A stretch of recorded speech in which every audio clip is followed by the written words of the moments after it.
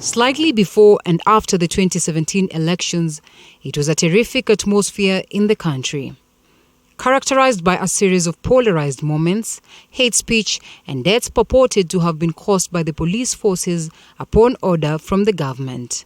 Peace seemed to be a game of the past. 9th of March 2018, exactly 2 years from now, remains engraved in the calendars of many Kenyans. President Uhuru Kenyatta and his then main contender, Right Honorable Raila Odinga, did the noble thing. They put aside their political differences in the best interest of the country. Since then, we have seen a lot of peace in this country, and that is what people want, because there can be no development without peace. This was a tremendous move that could give birth to unity and tranquility that was long desired for.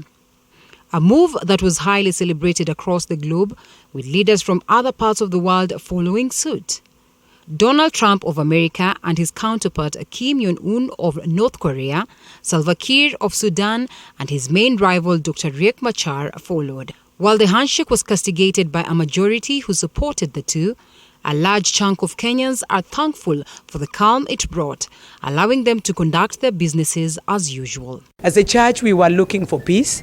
We were asking for God to give a way of Kenya becoming one again so that we can move on. Mimi nilifurahia vile walifanya kuoneshana upendo na ni vizuri. Leader of Justice and Freedom Party, Justus Juma, still has reservations on how the handshake came about and whether it has addressed what it was meant to, amid talks of high confusion culminating from the same, especially within the Jubilee Party. As gazetted, was an initiative meant to build bridges, and it had 9 thematic areas which it was targeted to sort out. Though the foundation of its establishment, it was established after a number of national outcry to initiate a national dialogue subsequent to the 2017 election. And as we anticipated, of course, some people hear good things, but sometimes they might implement them the wrong way, because the approach to the establishment was challenged.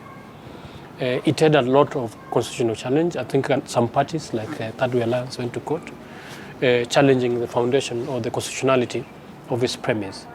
But of course, the power of the presidency, the president constitutionally is allowed. He can set a commission, he can appoint, he can, through gazette notice. Lots of questions arise on the same. Who exactly was to benefit from the handshake? Was it an outfit formed to craft Raila for presidency? Or is it meant to alter Ruto's bid to occupy State House? Or was it a way to shortchange Right Honorable Raila Odinga? Or was it a creation for President Uhuru Kenyatta to bounce back into politics as his constitutional term ends, while many argue he is still young to exit politics? I want to tell those public officers using those offices that soon, and very soon, we will call them out. They must stop the nonsense they are engaged in of making telephone calls to people, to leaders, blackmailing people left, right, and center. If they are men enough, let them come forward and face me. Let them not hide behind shadows and behind telephone calls. Kwa hivyo Uhuru ni system huanga ni serikali ambayo imekalia kile kiti.